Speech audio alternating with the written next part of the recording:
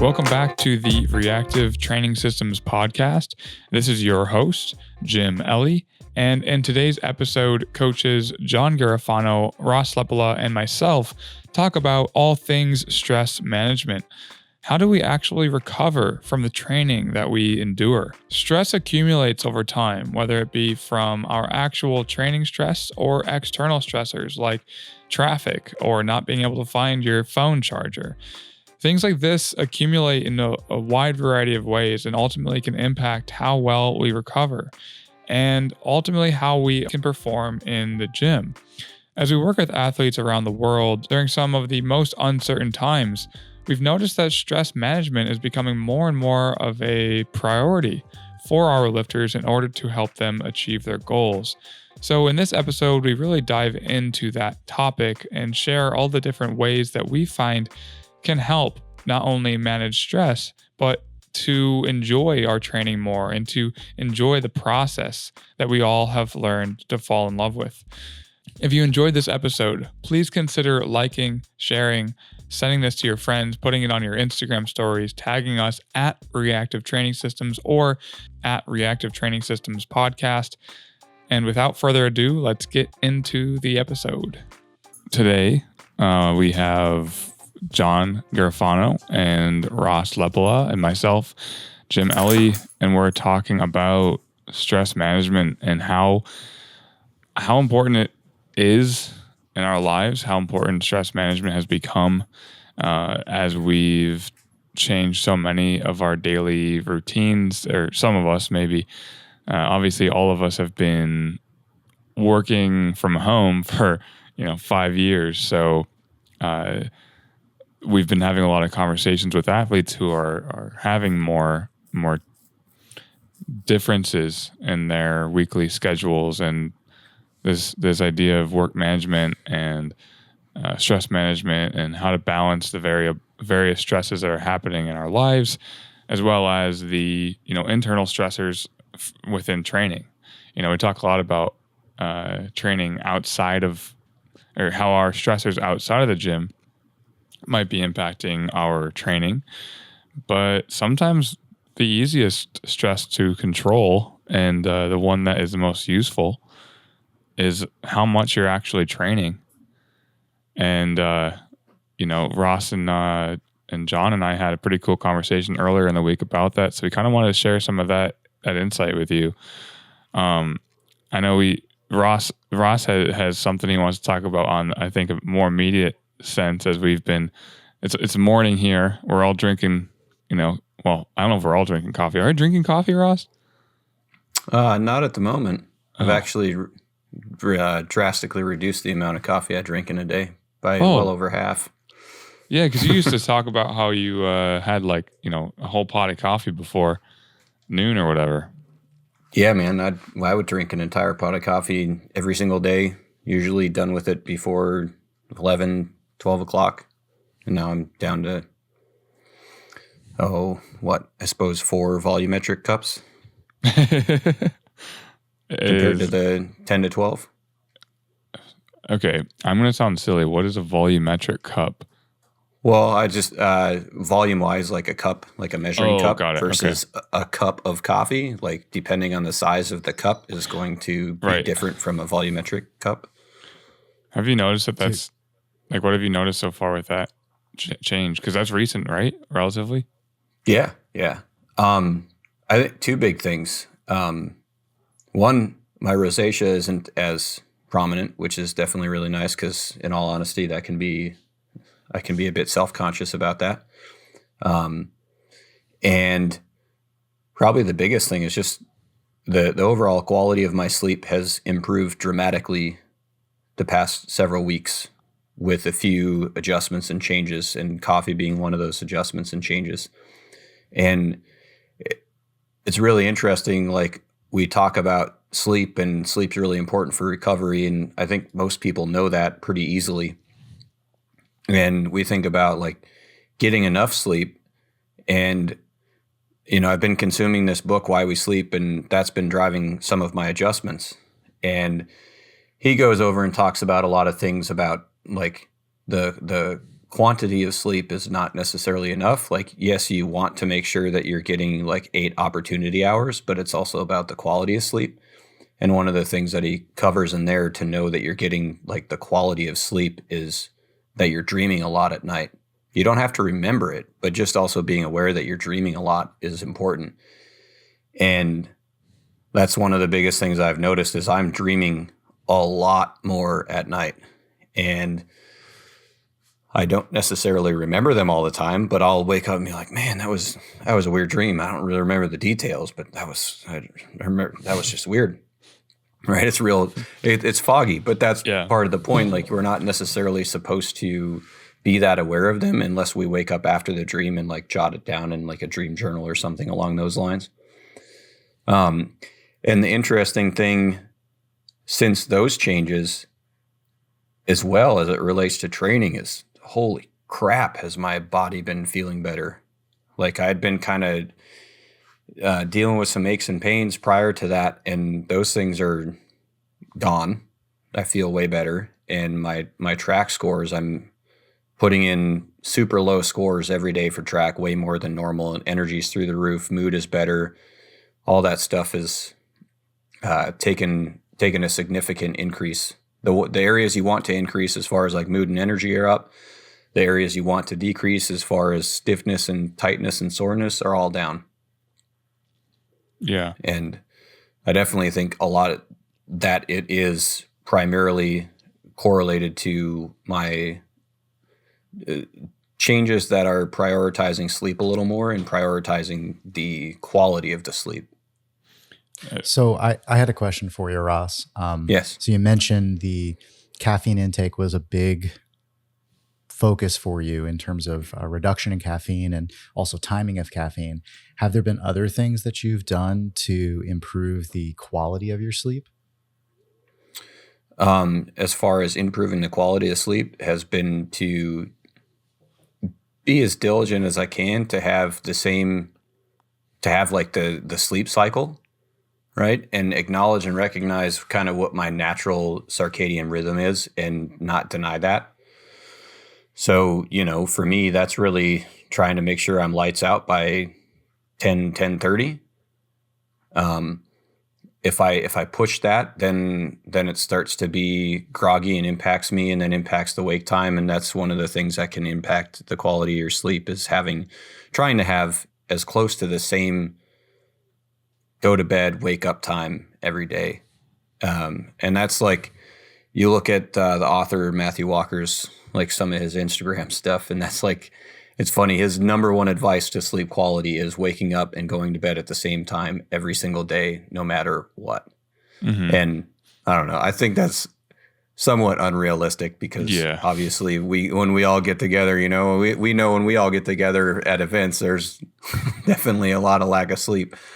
And Ross, you're usually like the Energizer Bunny when we're away. Like, usually up until like 2-3 o'clock, I'm conked out by like 1, but I do love that pattern, the routine of sleep as well. I mean, it's something that I've been relatively aware of for a while. And the thing that I always do is, let's say I do have a big day coming up, or there's just too much to do in one day and it needs to happen, before the end of the day, and I don't get done, let's say, until midnight or 1 a.m., I try to plan for the next day or hope that the next day I don't have a lot going on in that situation.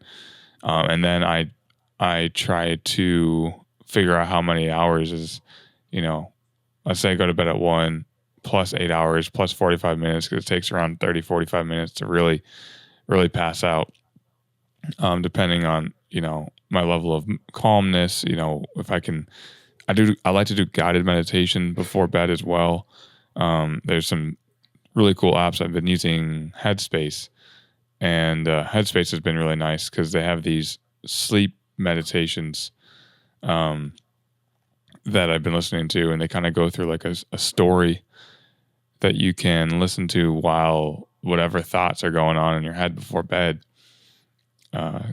happen, right? And that's been something I've started again recently. I used to do it all the time, every single day. It was a habit. I went to bed at the same time, the thing is that this pandemic has kind of changed my like awareness and desire to have that consistency, because it's the normal life. There is no normal life for me right now. I mean, it's like I've adapted to it, but it almost seems like sometimes it's like if there's a way I can get a hit of dopamine, or a way to get a hit of, someone's available to talk on the phone, I'm going to take that even if it hurts my sleep a little bit. However, that's kind of, I've moved on to the point where now I want to get back in that rhythm to make things feel more normal. And sleep is, everyone wants to know what's the best like training tool they can use to get better recovery. And I don't think there is one. I think all of them are, pretty subpar compared to just getting enough sleep and enough high quality sleep, like you said, Ross. For sure. And it seems like with the athletes we work with, it's crazy. It's like when that conversation happens, it can really change the outcome of their training. I've noticed a lot of lifters, I talk about guided meditation and trying to manage their thoughts and having more mindfulness. Good sleep also is impacted by being able to manage your thoughts, because I know a lot of people have an issue with all the thoughts that are going on in their head, so they can't sleep, and so they're anxious and they keep themselves up as a distraction, like knowing that they have to go to sleep, but they don't, like, they need to, like, they don't have that coping mechanism or that process yet where they can manage the fact that something might have happened during the day that was really pissing them off, and that impacts sleep and then thereby recovery. John, do you feel like you have a lot of those conversations as well? I think we have to look at controllables and what we are not in control of, right? And so I spend a lot of time talking with my lifters about that. So, if you have a newborn in your house, it's going to be very hard to control sleep. Now, there are things babies sleep all the time. They just don't sleep long. Right. So, a lot of time I talk to lifters about looking at the controllables. So, in a situation like that, you may feel like you don't have any control over your sleep, over your recovery, but is that really true?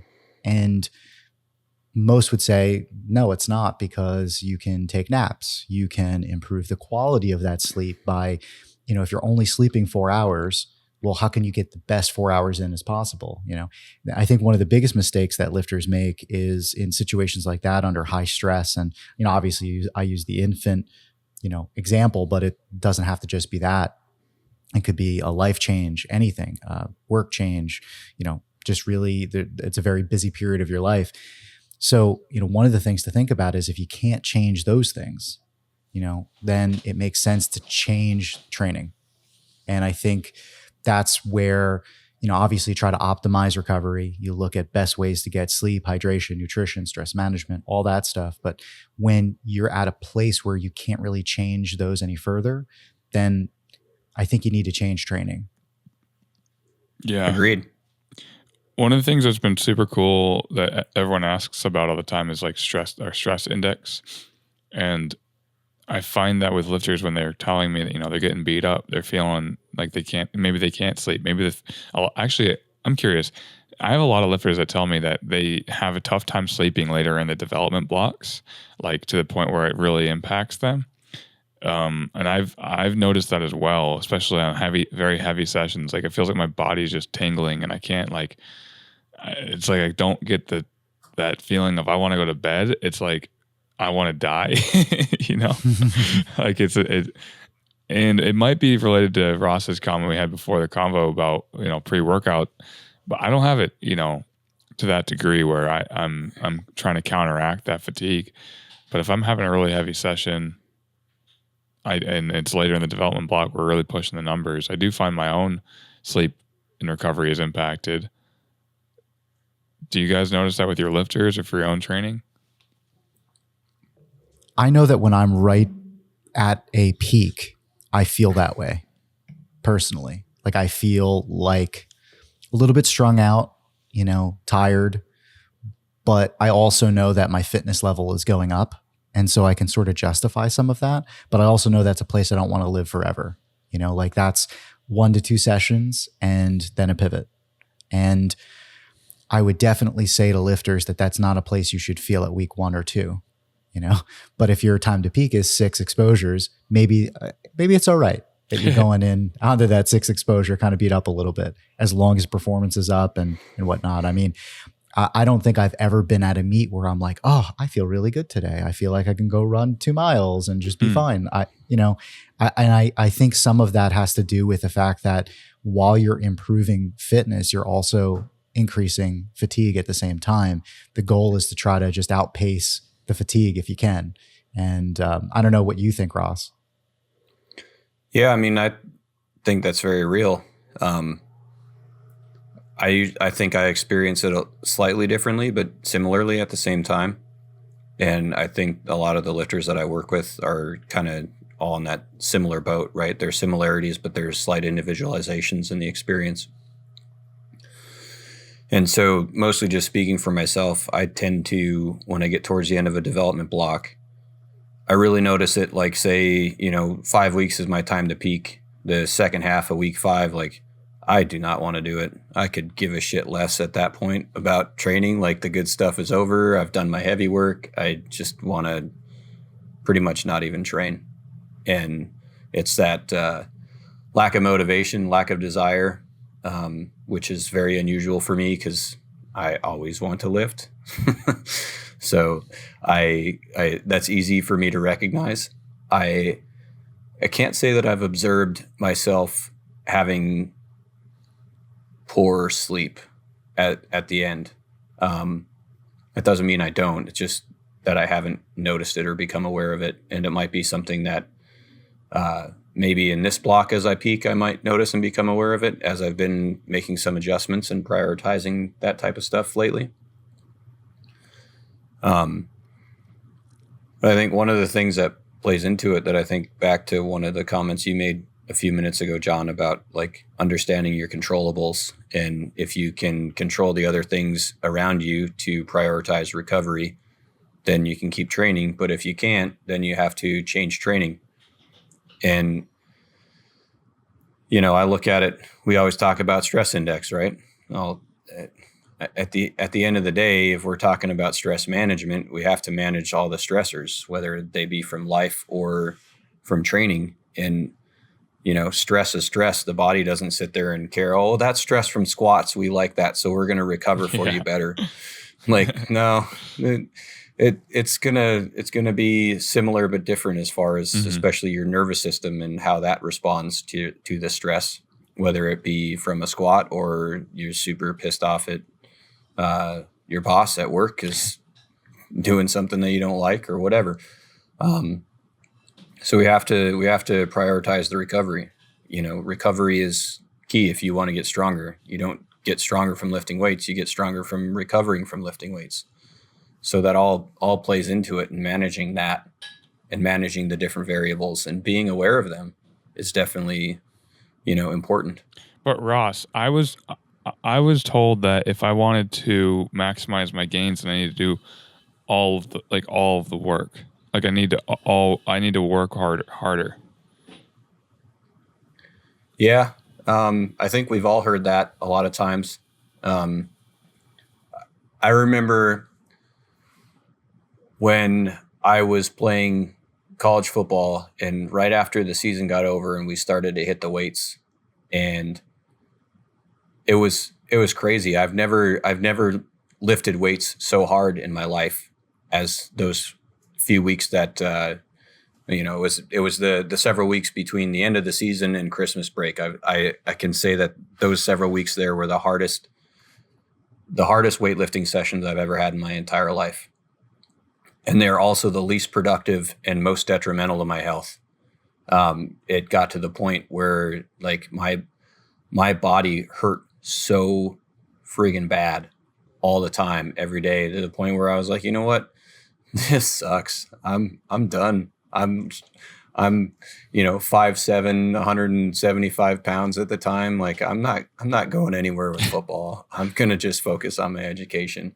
And I stopped playing, and I immediately felt better. And it was at that point, that was one of the first points that I realized, like, I can't do that much work. Like I'm not making any progress because I'm too friggin' sore Mm-hmm. to do it, you know? I always got injured. I was one of those. I was telling my roommate yesterday, like I just got injured in almost all the sports I did from, I always felt like I was doing too much. And the coaches, obviously they're just like, they're coaching 100 track and field athletes at once. So they're not going to be able to individualize it for my needs. And it can kind of make you feel like it's your fault, like you did something wrong, you know? And I think that's kind of the biggest problem with it. Growing up, like you feel like you need to do more, and if you can't, it's because you're not, you know, I don't know, You're not good enough. you're not good enough. Yeah, and it's like, well, I know I didn't like rip my leg off, but like it hurts when I sprint in my hip flexors because we've been doing these, you know, really hard protocols. Like, what if we did a little bit less? You know, am I really recovering from getting beat up all day, every day? Like I never knew. I didn't have. I was thinking about like, what if I thought about training back then, that like I do now? You know, I'd be the worst to work with. You know, I'll be like, well, the stress of this is too high for my recovery abilities. Like, you know, I'm in like 8th grade or whatever.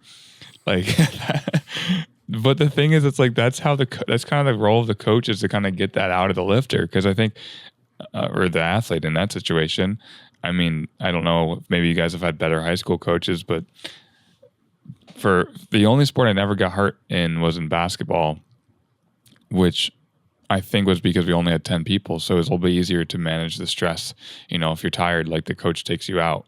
Like track and field and football, like if you're tired, you like get ridiculed, you know?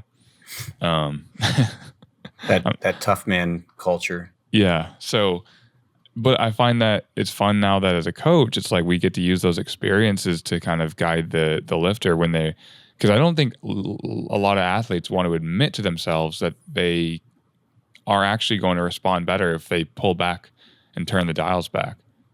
Right. I actually want to jam on that for a second. Yeah, for sure. So I just posted a few days ago on my social media about this because first off, we had our conversation and I just really was thinking about that conversation. And honestly, I, in my own training, built up such a long-term debt, you know, in terms of fatigue, that recently Mike and I have been turning down my stress index to account for that.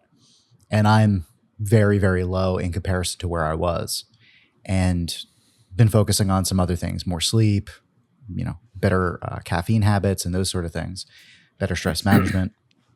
And, you know, one of the things that I noticed is that my training quality is going up, you know, and the gain rate may not be as high as it once was, but the quality is much higher and my drop-offs are so much lower.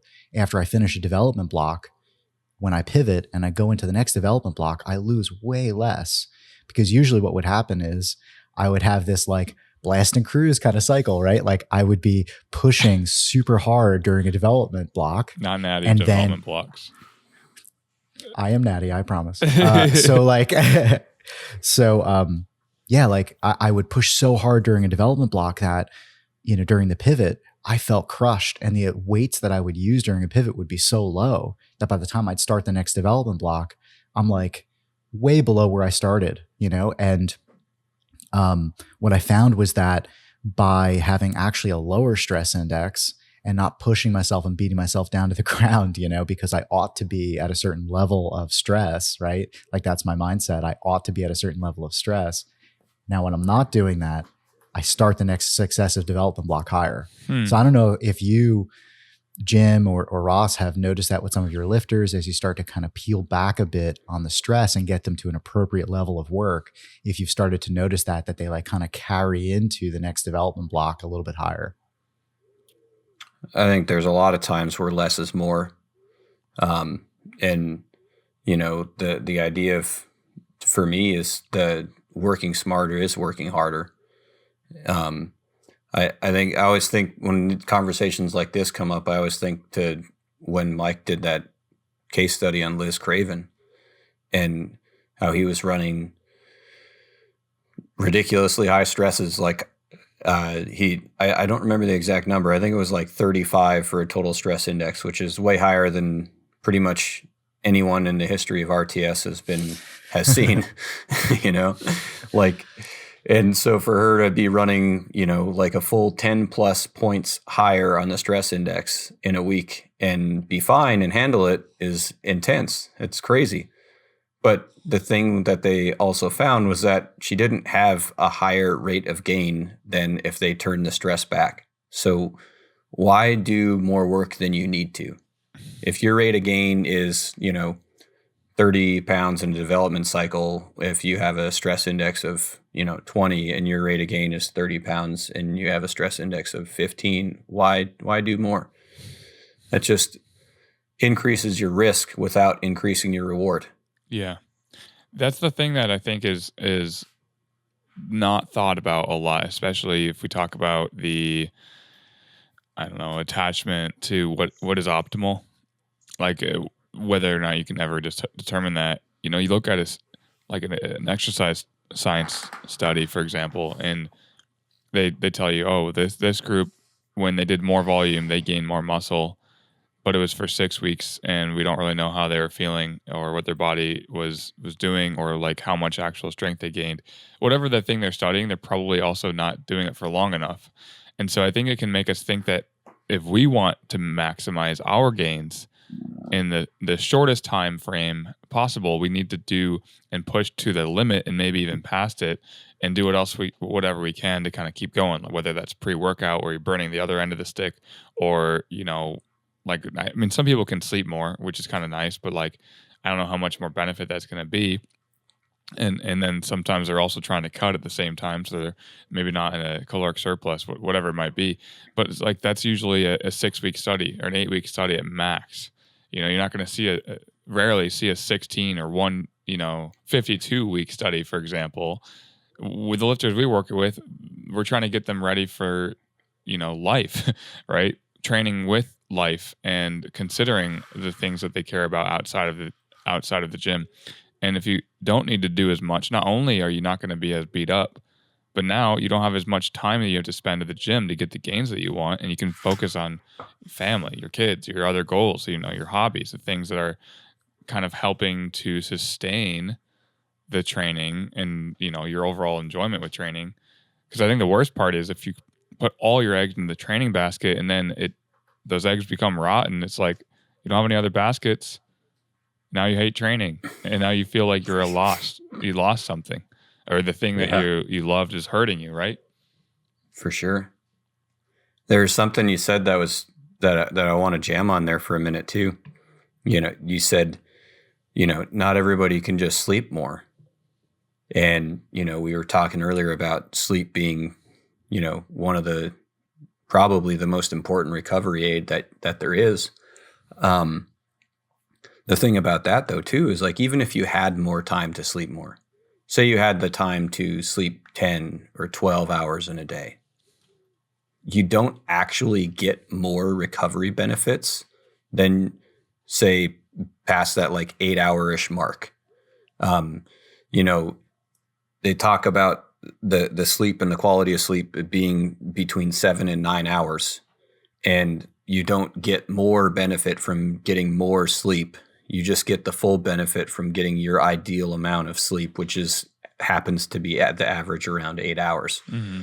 So kind of like the idea that's very commonly talked about, you can't out-train a bad diet. You can't out-sleep a crappy training regimen either. Yeah, it's kind of like the training volume discussion, right?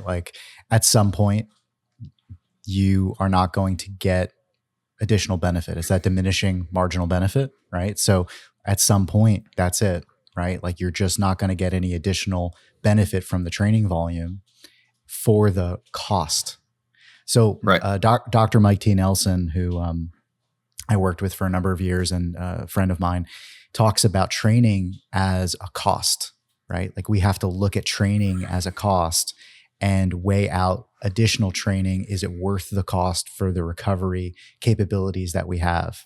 And I think, Mike does a really fantastic job. I think it's in the microcycles or mesocycles lessons, talking about the kitchen sink analogy, where he, he makes a really good argument for not changing the kitchen, not trying to purposefully increase volume on the microcycle level, right? Like at the week, and think about it more of on the development block or the mesocycle. So you can start to think about increasing your training capabilities over a longer period of time versus trying to do it shorter.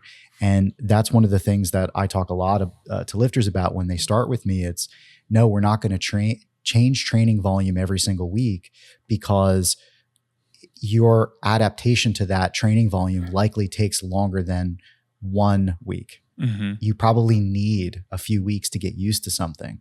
And if you're progressing and your fatigue scores are down, then yeah, next development block, let's take it up, but let's not go too high, right? Like let's add maybe 1 set or 2 sets, let's not go up 5 sets per week, on something, because that might put you past your threshold.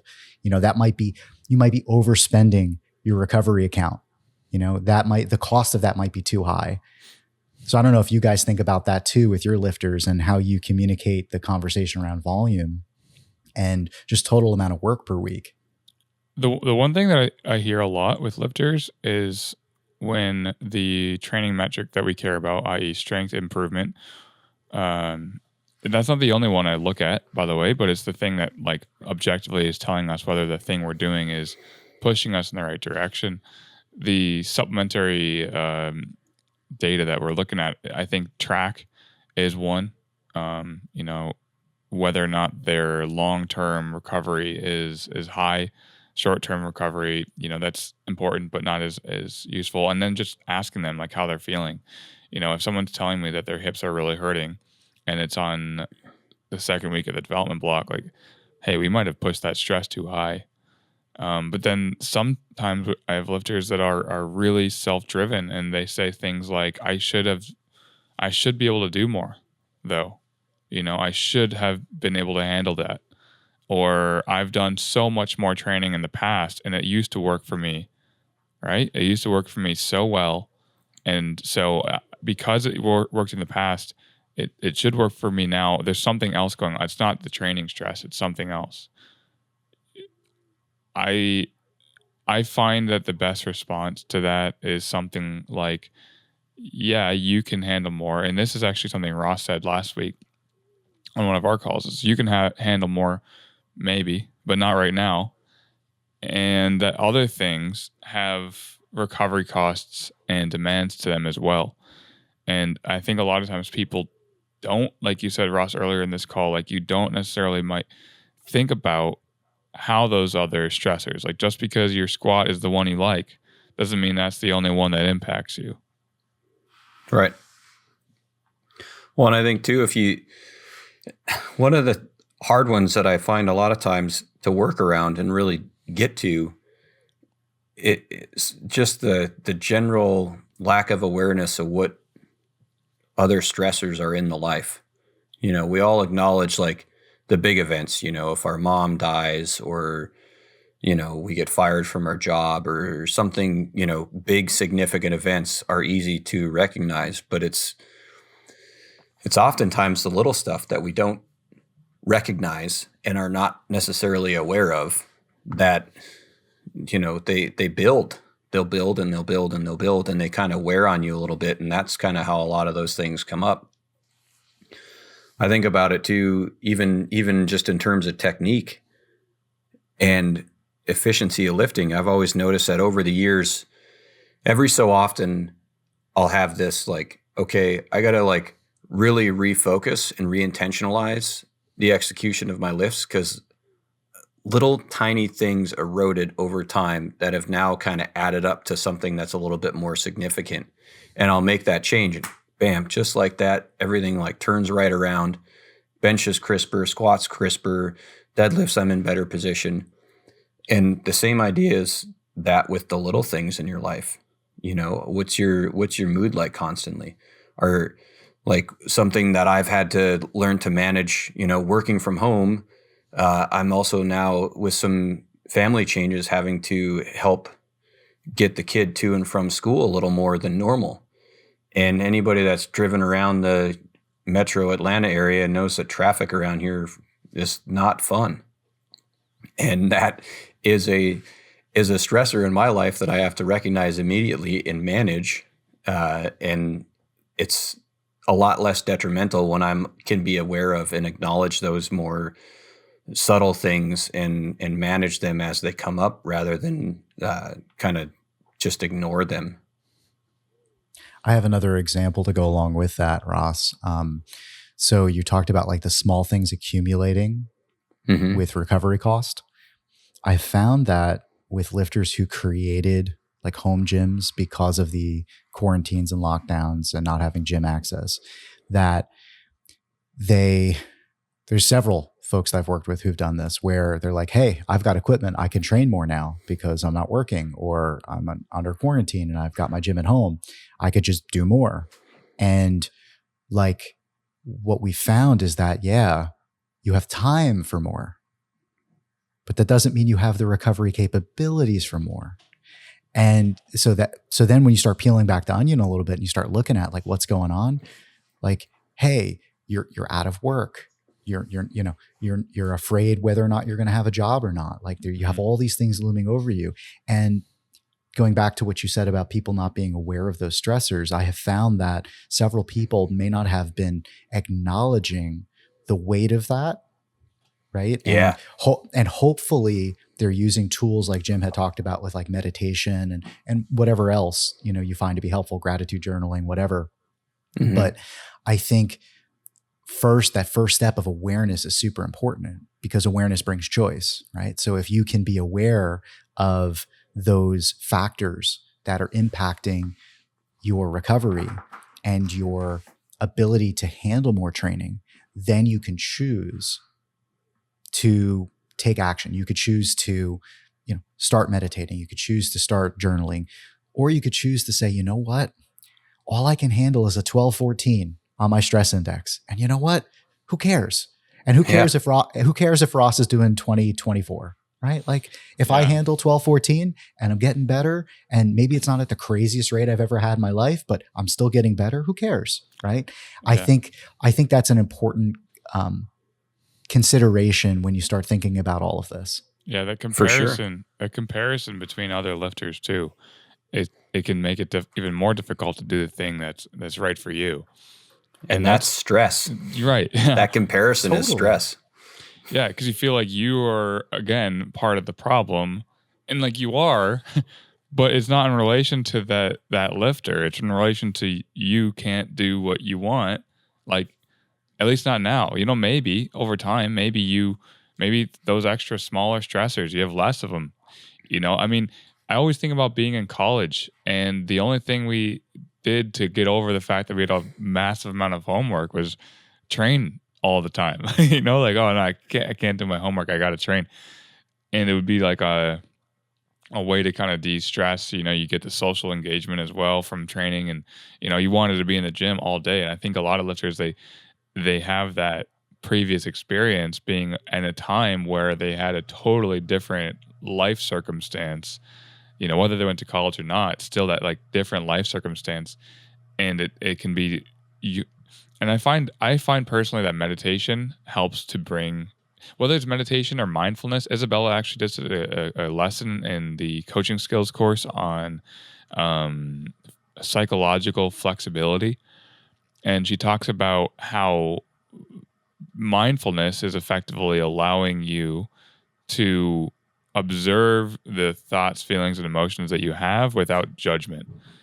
And when I meditated yesterday, at the end of the guided meditation, I use Headspace. I mentioned that. Highly recommend it. At the end of it, there is something about how we have a tendency to avoid the things that we don't like. We're pretty good at knowing what we like, but I find that a lot of people might not be aware of what they don't like, meaning that boundaries might be something that they aren't as aware of. Like those smaller stressors add up. Like if you really don't like the way someone talks to you, or some small thing in your life, or maybe it has nothing to do with an individual, but you don't like when you do something that makes you feel bad. For example, if you drink pre-workout all the time and you're not aware that also hurts your sleep, because you like the pre-workout, but you don't like the lack of sleep, you kind of ignore the thing that was bad and you focus on like what was good. And I just find that all in combination can be really helpful. And then I've had a lot of lifters recently where I'm trying to get them on, hey, guided meditation is my favorite way to be mindful. It's not the only way, but if you can commit to it, 10 minutes a day, 15 minutes a day, that's 1/10, 1/20th for some people compared to how much time they're spending on Instagram, right? Browsing, scrolling. And I think that scrolling that we do as well is something that can prevent us from acknowledging the things that we're thinking and feeling as well. And these apps are so good that we get addicted to them to the point where we don't even care about anything else, but until we realize, oh my God, I'm stressed out, right? You have a weekend off of your phone. You're like, I don't even feel good, or I feel great. And I usually don't feel this way. So I think the thing I want to kind of end on is, what do you guys recommend for lifters that are noticing that they, one, how do we get lifters to notice that they are maybe doing too much? What objective feedback are we looking at? What subjective markers are we looking at? And then what advice do we have for them once we do have that awareness? I guess I'll start with Ross. Spot. Oh yeah, I'll take that. And I was thinking about that as you were saying it too. And one of the biggest things for me, and that I see a lot of times that has been a very big beneficial stress manager, especially to help with some of those little things, is kind of twofold. First, we have to understand and acknowledge that our thoughts and our feelings and emotions are ours. Right? They are ours. So thinking about something like, oh, that situation made me angry. Well, it didn't make you angry. That's your feeling. You have to own it, but it's a catalyst to your anger. So being aware of that, like that anger or any, call it like negative, bad emotion, whether it's frustration, anger, things of that nature, is a sign or indication that you have a need that is being unmet. And that is stress, right? So if we have this need of ours, it's being unmet. Say you're really frustrated at work because your boss is talking over you, and now you have a need to be acknowledged, right? Then you can understand what that life stressor is, and there might be something that you can do about it. You might have a conversation with your boss and make the request, hey, I would appreciate it if you didn't talk over me and acknowledge the things that I bring to the team, as I find and think that they are valuable and I want to add to the team. And that can create a immediate positive impact on reducing your life stress. And I think one of the best ways to practice that and work on that is, like, first, we really have to become aware of those things and be aware of our feelings and why we're having those feelings. And I think that you can do that through a couple of different ways. I think, Jim, like you mentioned with mindfulness training, that is definitely one of them, is doing some meditations with mindfulness and trying to observe those thoughts and feelings and emotions without judging them, without thinking that you're bad for having them.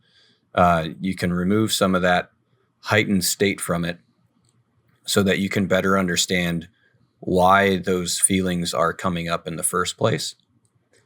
And or one of the big ones I like to do is journaling, and kind of how we talk about like post-meet analysis, and ask yourself what went well, why, and you keep asking yourself why until you can distill it down into like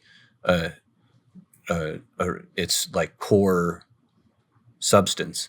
And I'll do that a lot of times with journaling, like, oh, I was really upset during this event yesterday. Why? Well, because this. And I'll keep asking myself why until I can get down to it and better understand my emotions around the event.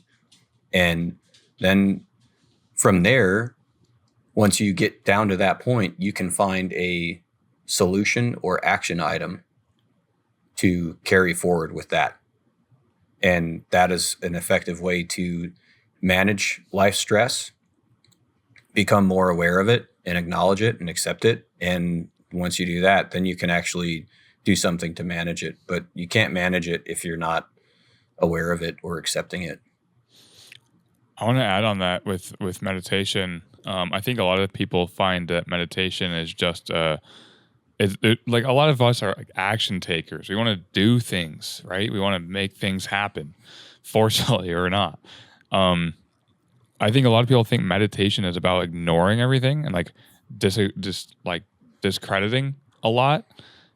One of the things I think is most important with meditation is that, especially if you do it guided, you have some vision, but usually when you meditate, you're letting go of all the things that might be distracting you from the thoughts that you're having that are maybe taking you away from those anxieties, those stressors, and putting a spotlight on them. And then it's up to you to decide whether or not those are worthy of further exploration, or maybe realize, hey, wait, I'm attaching too much value to that experience, and there might be nothing to do. But a lot of times, like you said with journaling, it's like, okay, it's day 4 of my guided meditation, or I've been doing this for 4 days, and this one particular thing has continued to stress me out, and it's all I'm thinking about for 4 days. I did a float tank one time in Toronto when I was there with my buddy, and it was when my hips were really bothering me. I had a lot of SI pain, and I sat in this tub for 60 minutes, and I thought, oh, this is going to be so good and calming and relaxing, and like it kind of was.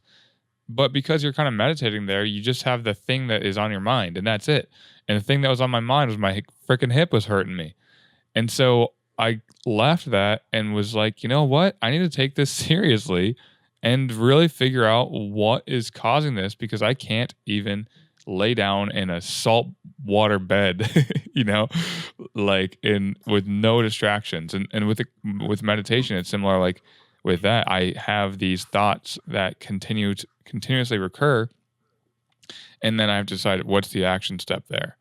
But I think it's difficult to know what the right action step is if you're not able to kind of breathe through it and sit through it and try to assess how important is this really to me, and then what energy do I need to bring to this situation, this problem, that's going to help the most, that's going to really actually solve it.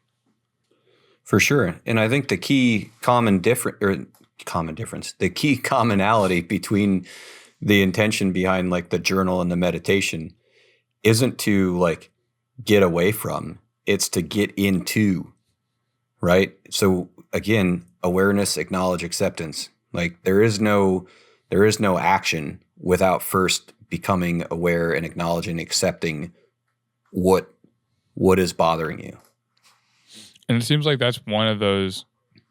It sounds like mindfulness is one of these things to encourage for that awareness. And then when it comes to the action step, well, actually, let me pull back, because we also have things like track, very objective variables. Like you are stressed out, right? You are showing symptoms of doing too much work. I think that might be step 1. Step 2 might be the mindfulness or some activity that brings awareness, allows you to focus on what's happening, thinking about not just training, whatever. Well, I guess whatever on your mind, it'll probably come to you. If you dial mindfulness in, you get to control the thing that you do. So I think the intention here with this part of this podcast is like, we're not going to be able to tell you the specific reason why you're stressed or whatnot, but you should be able to figure it out if you implement the right tools. So once we got mindfulness down, what are some common action steps that you guys take? It sounds like having a conversation. Let's say it's a personal relationship thing. Having a conversation with someone might be the answer. What if you realize like, hey, you're doing too much work in training? That's the thing. You start, like John, you're doing this new training methodology that's actively pulling training back for you, right? You're becoming aware that your training stress might be too high. Like, what are you doing with that, and how might you do something similar with your lifters? So a couple things that I wanted to mention. The first question you had asked was like, what markers like do we see that someone's doing too much work? And I think so. One of the things I talk about in the Beyond the Program Coaching Skills classroom is this understanding of that people go through stages of change. And, one of the stages of change is pre-contemplation, where you don't even know that there's a problem or an opportunity, right? So you're not even thinking about this. So something has to happen kind of externally to bring awareness to that, right? So, and that could be track, right? You're filling out fatigue scores and you're being honest about it. And then suddenly graphs are in front of you. There's data presented, tracks telling you, hey, you should probably pull back on your training or move it to a different day. And if you have a coach, you could be like, hey, something's going on. What should I do? Right. Or it could be, first, I'm not saying that overtraining is what causes injury, but it could be an injury that gives you a chance to reflect on what your training was like and whether or not it was serving you, right? It could also be time. You might be looking at your training and going, man, I'm just spending way too much time training. There has to be a way to make this better or more efficient. And maybe that gives you time to like look at your training and how you're doing it and if there's ways for efficiency there. It could be you're working with a coach. And if you're working with a coach, maybe a coach is looking at your estimated 1RM. Maybe you're not progressing the way you used to, whatever. So whatever wellness questionnaire or whatever gets you to think that there might be something going on, I think that's what brings you into contemplation, which is the next stage where you can start to think, hey, there may be something going on and I might want to do something about it. Now, what do I do? So you talked, Jim, about like, what could we do? Well, in my case, what I've been working on with Mike is helping him to test out, and I know, Ross, you're doing it also, this track revision that Mike has been working on, which helps to sort of give load that adapts to my recovery capabilities, right? We're far off from a product or anything like that. We're trying to do some research and to learn. So that's what I've been doing. And I've learned a lot about my own recovery patterns. Now, I think there's a lot of things that we could do for our athletes, for the coaches listening to this podcast. And it could be just peeling back on some of the training. It could also be looking at what's the ratio of peripheral to central stress, right? So for example, Jim, you and I have spoken publicly about how you tend to be central stress sensitive, and, you and I have been on a really nice stretch of your training recently by peeling back a bit on some of the central stress and just giving you the thing you benefit from, right? Like what a novel concept. Yeah, Give you the thing that you get better at, right? Like, so I think that that's a training tool, right? To look at how much peripheral and central stress you're giving someone, and maybe you need to shift the balance a bit. The other thing, Jim, that we've been doing is we're doing a half microcycle frequency. You do your competition lifts every other week. Right? Like there's a lot of tools and tactics that you can use in the training sphere to make training less stressful, more stressful, so there's a lot of tools there. What I hear a lot of us talking about here today is like non-training tools. So like a couple things that I have been working on for myself and I recommend to my lifters is reducing distraction. Right? So distraction takes away from mental energy. Energy is finite, and you just have so much of it that you can spend each day. And then after that, like you're tapping into adaptive reserves, just like training, right? Like you're tapping into this thing that so you ever have a day where you're really distracted? You have a lot on your calendar. You're really busy. You ever notice the day after you're exhausted mentally? There's a correlation there, So I think reducing distraction is a tool that people could use. I think we've talked about mindfulness, which is just being in the presence of your thoughts, but not being you are not your thoughts, right? And it's creating this watcher mentality of being able to watch your thoughts and to have that presence and state of mind. And what that can do is allow you to say, okay, I'm going to let this thought just kind of go, just like a cloud, right? Like you ever sit and watch clouds? Whenever I've talked about mindfulness, I talk about like laying in the grass and looking at clouds, right? Like as a kid. And you have a choice. You could just sit there and like watch one perspective and let the clouds come through, or you could follow that one cloud and watch it all the way, right? So like that's what like the watcher mentality is like, is being able to step back and say, up thought, instead of saying, up good thought, up bad thought, up why am I thinking that thought, right? Like that's where the judgments happen. And that's like that's an energy drain. And so that's what we're really getting at when we talk about mindfulness as a practice. And then meditation is just literally being able to sit there. It's being able to sit there and have an awareness. One of the other things, Ross, you've talked about in your course on mental training is gratitude, and how gratitude really puts you in touch with the things that you need as an individual. Do you want to jam on that for a second and just like maybe give us a quick snippet of things that you tell your lifters or things you've talked about in that course around gratitude? I think one of the biggest things that gratitude can help a person do is, it helps change the environment from a negative environment to a positive environment.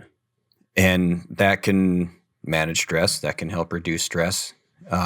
It can be a catalyst to, changing your mood and getting away from dwelling on things that don't need to be dwelled on. If you're stressing out about a possible negative experience later in the week, like that's not going to be productive by any stretch of the imagination. And doing some gratitudes can help get you back on track and to be more present moment. And like, especially if you can allow yourself to feel the gratitude and not just say it, so one of the things that I work on with that is, take a big deep breath and like feel that energy, right? Like you have to be grateful for that. If you're not grateful for that life energy that you're breathing in and feeling that oxygen, fill your air, fill your body, then there's something bigger to work on there. But like if you can feel that gratitude, you can't also be in suffering or be in a negative mindset at the same time. So it's a good tool to create a shift when a shift needs to be created. I want to add one more thing to that, Ross, that just came to mind. So, when you want to buy a new car or a used car or whatever, you're buying something that's new to you. Yep. And you go to look at this, like I'm looking at trucks right now. So every time I'm on the road, I see an F-150 coming down the road. There's an F-150 everywhere, probably because there literally is, or whatever. But I'm literally seeing that truck that I want. When you start using gratitude, you start to notice things that you didn't notice before. You know what I'm saying? Because you've brought an intentional awareness around it. And so like you're more grateful for the things that you probably let go and weren't even aware of before. For sure. That too. And that's another way to feel physiologically that gratitude. It doesn't have to be just the breath. It can be the excitement for something and allowing yourself to generate and be excited about something. And like, there's always something. There's always something, even the sun. Get excited about the sun, because without the sun, there is no life on this planet. So I want to give you also kind of an anecdote. So I have a lifter who's taking your course right now. And I have noticed that when he checks in now, he is so much more aware of his technique. He's so much more aware of his body, of what's happening, and the little small changes that are happening every week.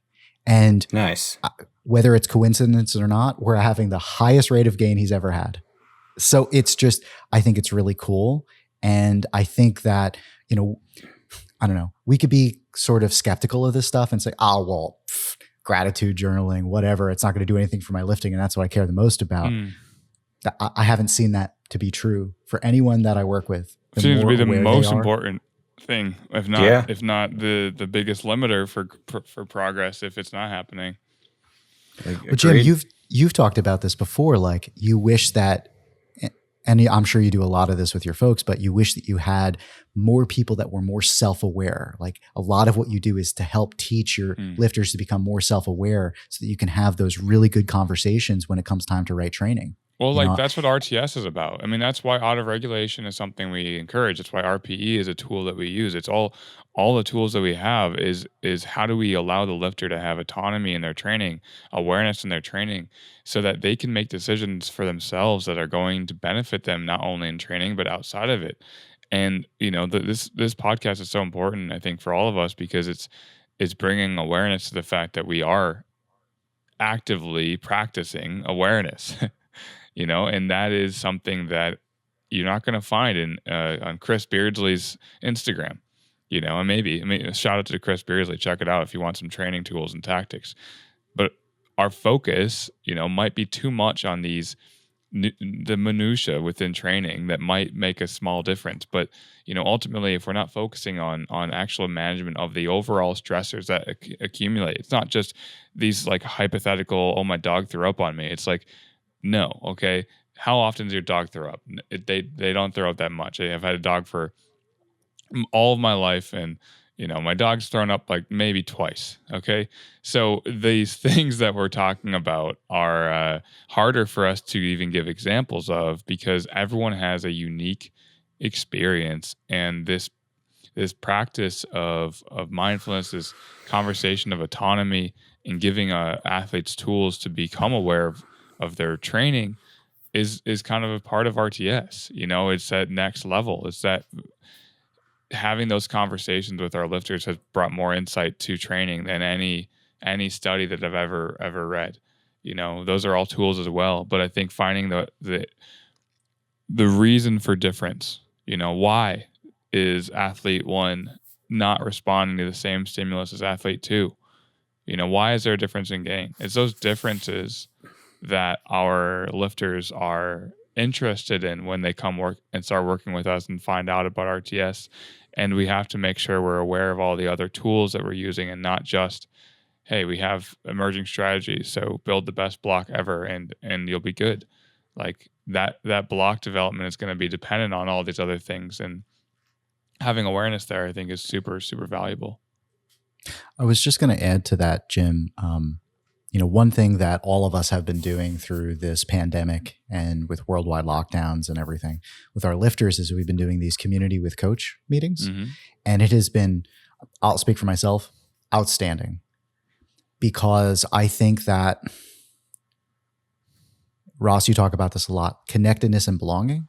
Like, we as people want to feel like we're connected to other people and that we belong and that we mean something to other people. And I think that these meetings online that we've been having, really help to provide that, because a lot of our lifters were used to, hey, I'm at a gym, I've got all these people around me, and even me, like, I train at home, but I would always have people coming over, right? Mm-hmm. I don't have people coming over anymore. Like, so the thing is that I think, yeah, it's a non-training tool, but it's this opportunity to feel like you belong with a group of people, that you're connected, because we're social creatures. Mm-hmm.